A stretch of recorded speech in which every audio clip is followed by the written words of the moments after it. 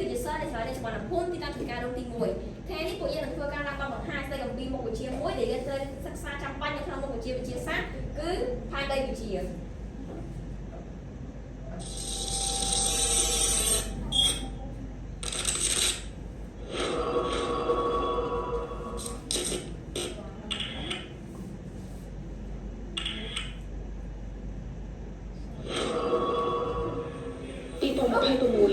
bị ôn nó mà tôi ý tới từ từ tên hết thẳng là nó bên trong ai ấy mà tôi báo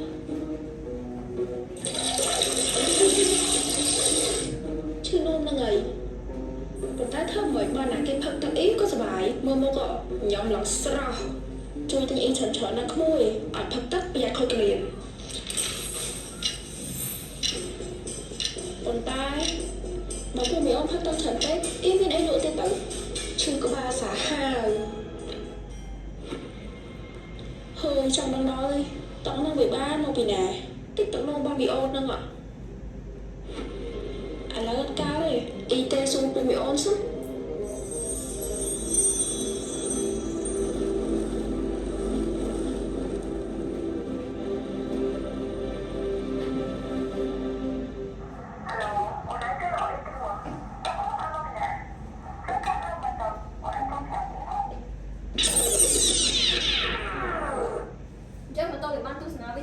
ហើយពួកយើងក៏ជាឆ្ងល់ថា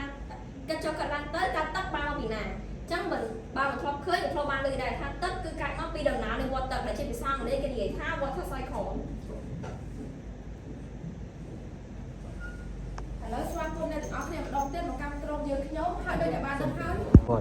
ឥឡូវសូមស្វាគមន៍អ្នកទាំងអស់គ្នាម្ដងទៀតមកកាន់ក្រុមរបស់យើងខ្ញុំហើយដូចតែបានដឹងហើយថាថ្ងៃនេះយើងនឹងនិយាយអំពីមេរៀនខេត្តដីវិទ្យាតែក្រុមយើងខ្ញុំបានលើកយកនៅចំណុចទី2តែទៅទៅនឹងទឹកនៅលើភពផែនដីមកសិក្សាហើយនៅក្នុងថ្ងៃនេះផងដែរក្រុមយើងខ្ញុំបានសិក្សាស្រាវជ្រាវយ៉ាងស្វិតស្វាញទៅលើមេរៀនទី1ដែលនិយាយអំពីវដ្តទឹកចំពោះមេតិកានៅក្នុងថ្ងៃនេះផងដែរគឺមានចំនួន3មេតិកាទី1ពន្យល់ពាក្យគន្លឹះដែលសំខាន់ក្នុងជីវិតរបស់យើងមេតិកាទី2និយាយអំពីខ្លឹមសារនិងពន្យល់វដ្តទឹកយ៉ាងក្បោះក្បាយល្អល្អន់និងទី3និយាយអំពីរបាយទឹកនៅលើភពផែនដីរបស់យើងមុននឹងឈានចូលទៅដល់ការបកស្រាយឲ្យកាន់តែក្បោះក្បាយយើងគួរតែដឹងសិនថាតើនៅក្នុងគោលបំណងនៅក្នុងថ្ងៃនេះគឺយើងចង់បានពីអ្វីនៅក្នុងមេរៀននេះដែលគោលបំណងរបស់យើងមានដូចជា1បកស្រាយពីដំណើរការនិងដំណើរការនីមួយៗនៃវដ្តទឹកតាមរយៈរូបភាព2រៀបរាប់ពីរបាយទឹកនៅលើភពផែនដី3ចូលរួមថែរក្សាប្រភពទឹកប្រើប្រាស់កុំឲ្យមានការបំពុលឬក៏ខកផ្សេងៗហើយគោលបំណងមួយទៀតនោះគឺដើម្បីឲ្យ